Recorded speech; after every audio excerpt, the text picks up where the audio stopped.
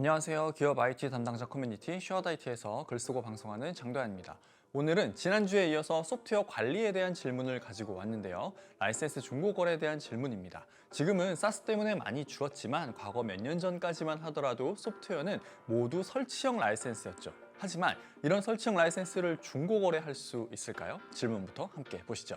네, 슈어다이티 묻고답하기 게시판으로 와서 최신 질문 순으로 정리를 했습니다. 이 중에서 함께 볼 질문은 바로 이겁니다. 제목이 오토캐드 영구형 중고 거래 가능한가요? 입니다. 내용을 볼까요? 고객사에서 오토캐드 9버전을 쓰고 있어 파일 호환성을 위해 질문자님의 회사에서도 오토캐드 9버전 영구형 라이센스 구매가 필요한 상황이라고 하는군요. 그런데 현재의 구독형 버전의 비용이 부담되어 영구형 라이센스 중고 거래가 가능한지, 가능하다면 어디서 구할 수 있는지 여쭤보고 계시네요. 그럼 답변을 볼까요? 구매하신 곳이나 본사의 문의가 필요하나 기본적으로는 안 된다고 봐야 한다. 중고 거래 하시면 진짜 안 된다. 양도양수 처리해야 되는데 중고 구매는 해당 사유가 안 된다.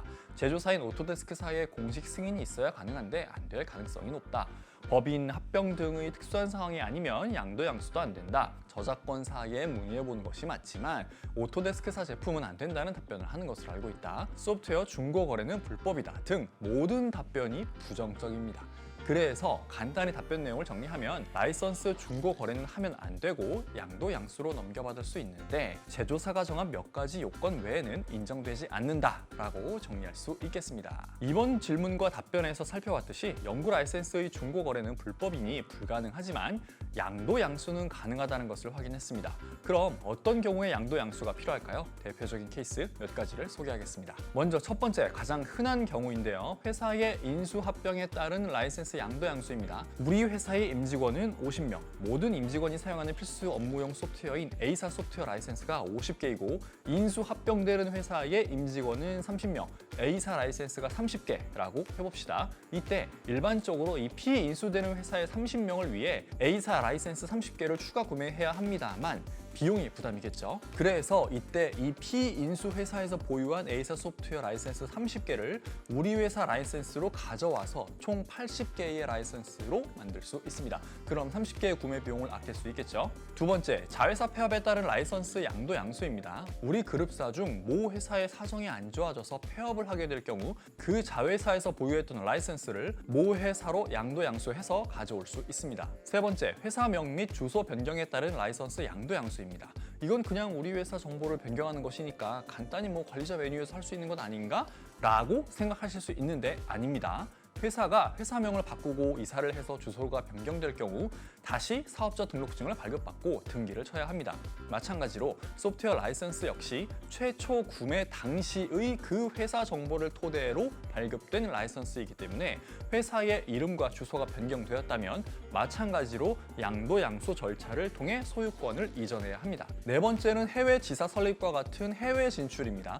본사인 한국에서 A사 라이센스 50개를 사용하고 있었는데 해외 지사를 설립하면서 본사 직원의 20명이 해외 지사로 발령을 나갔다면 이 해당 국가로 라이선스 사용 권한을 이전할 수 있습니다. 지금까지 일반적인 영구 라이선스의 양도양수가 가능한 대표적인 사례를 말씀드렸고요. 라이선스는 말 그대로 소프트웨어의 최종 사용자 권한이기 때문에 최초에 부여된 사용자에게만 허락된 권한입니다. 따라서 이 권한을 받은 사용자의 정보가 변경되면 간단히 정보 변경을 하는 것이 아니라 양도양수라는 별도의 절차를 거쳐야 하고요.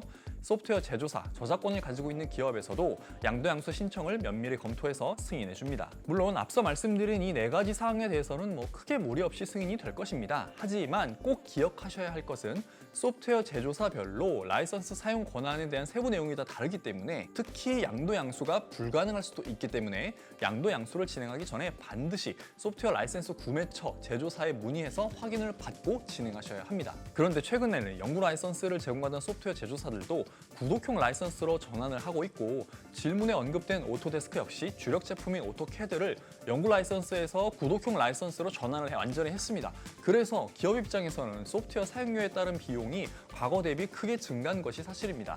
제조사는 한 번에 낼 수 있는 비용을 분할 납부할 수 있어서 비용 부담을 덜어줬다고 주장하나 이는 초기 비용 부담만 줄어들었을 뿐 시간이 지날수록 소프트웨어 구독 비용이 과거의 연구 라이선스 구매 비용보다 훨씬 증가했기 때문에 부담이 커졌습니다. 물론 기업 입장에서도 항상 최신 기능과 보안 패치가 적용된 최신 버전을 사용할 수 있다는 장점이 있으나 소비자 입장에서는 당장의 투자 비용이 크게 증가했다는 것에 대한 부담이 커진 것은 어쩔 수 없는 것 같습니다.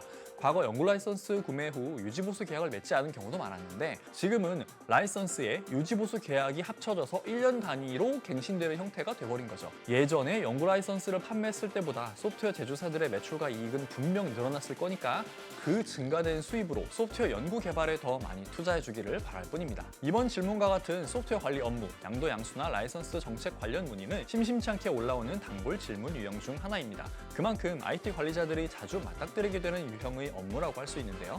이때 소프트웨어 구매처에 문의하면 원론적인 답변만 받을 확률이 큽니다. 답변 받을 때까지 오래 기다려야 할 수도 있고요.